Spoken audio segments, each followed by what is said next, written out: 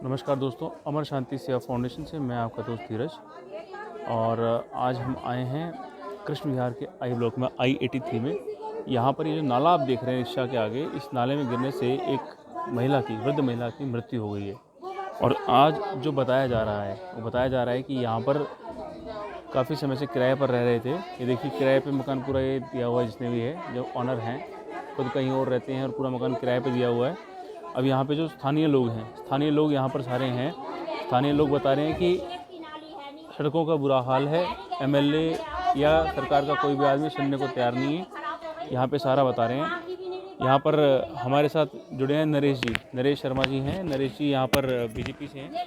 शर्मा जी, क्या दिक्कत आई है, क्या मालूम चला है? यहाँ भी ये पता लगा है कि एक माता जी थी, वो इस गहरे नाले के अंदर गिर गई हैं और सफाई व्यवस्था इतनी ख़राब है कि रोड देख सकते हैं आप कितना जर्जर है। कई सालों से रोड इसी तरह से पड़ा हुआ है और अगर ये टाइम से अगर रोड बन जाता, नालियाँ बन जाती हैं तो शायद वो बुजुर्ग माता आज हमारे बीच में ज़िंदा होती। शर्मा जी, ये जो एरिया है, इसकी कंप्लेंट दी है एमएलए को? कंप्लेंट बहुत बार दे रखी है, लिखित में भी मैंने दे रखा है एमएलए को, लेकिन वो कोई कार्रवाई नहीं करते हैं। आपके बारे में जैसे मालूम चला है कि आप तो पूरा यहाँ का कृष्ण के विकास कार्यों में योगदान देते रहते हैं, तो यहाँ क्या कमी रह गई और कब से ये पेंडिंग है? ये कार्य काफ़ी साल से चल रहा है। कृष्ण विहार के अंदर सीवर कार्य है और इतना लेट मैंने कार्य नहीं देखा है। बुद्ध विहार में भी कार्य चला था, लेकिन वहाँ सारी नालियाँ और रोड सारे पक्के हो चुके हैं। भाई कृष्ण विहार का ही इतना बुरा हाल है।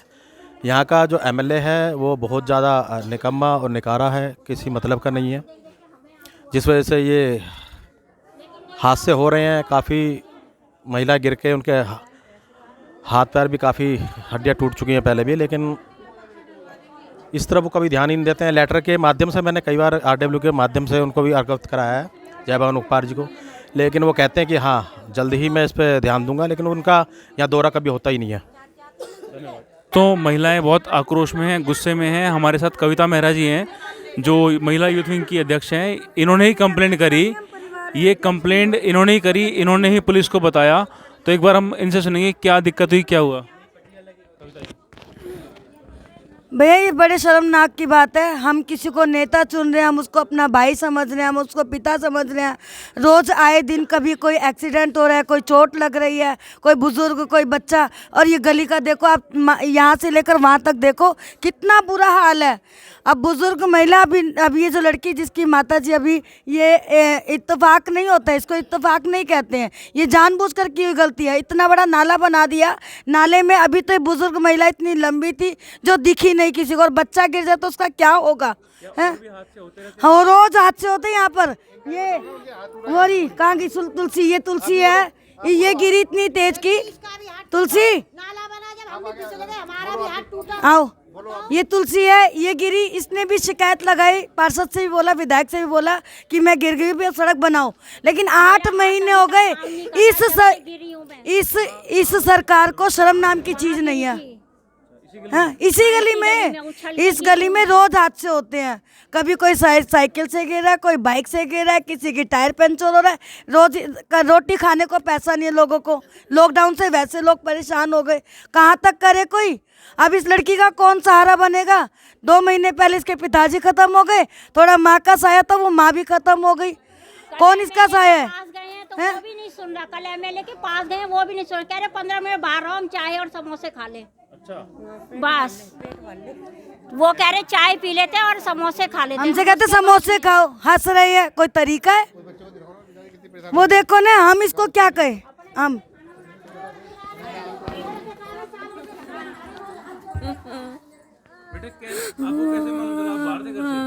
नहीं, मैं क्लियर बता।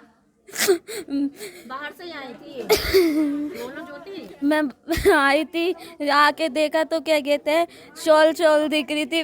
पकड़ के देखा तो मम्मी नाली में देखो, ये नाली में डूब गई। वो शॉल जो पड़ा है, वो शॉल ऊपर से दिखा नोक, तब उससे खींचा तो कि माँ अंदर निकली। तब मेरे पास इन्होंने फ़ोन किया, किसी पड़ोसी ने, मुझे पता भी नहीं किसने। तब मैं भागकर, जैसी जो मेरी कंडीशन थी मैं उसी में आई हूँ। तब मैंने कार्रवाई करवाई है कि भाई ये होना चाहिए। अब बहुत हो गया। अब इसके हमारे आगे तो सभी कोई ना कोई परिवार में, इसके आगे कोई भी नहीं है। हम किसके लिए रोएं? हम परेशान हो चुके हैं, बहुत परेशान हो चुके हम। अन्य मीडिया अधिकारी भी यहाँ पर आए हुए हैं, जी न्यूज़, इंडिया वॉइस और अन्य चैनलों से भी लोग यहाँ पर आए हुए हैं जो पूरी कवरेज ले रहे हैं और कोशिश की जा रही है कि किसी प्रकार बच्ची को कुछ मुआवजा मिले इसके लिए। दोस्तों, इसके ऊपर ये कि उचित कार्रवाई होनी चाहिए, जो भी दोषी है, चाहे वो सरकार है, चाहे वो मकान मालिक है, जो भी दोषी है, सही कार्रवाई उसके ऊपर होनी चाहिए और बच्चे को कुछ ना कुछ सहारा राशि, जो मुआवजा हम बोलते हैं, वो मिलना चाहिए, चाहे मकान मालिक दे, चाहे एमएलए दे, या सरकार दे।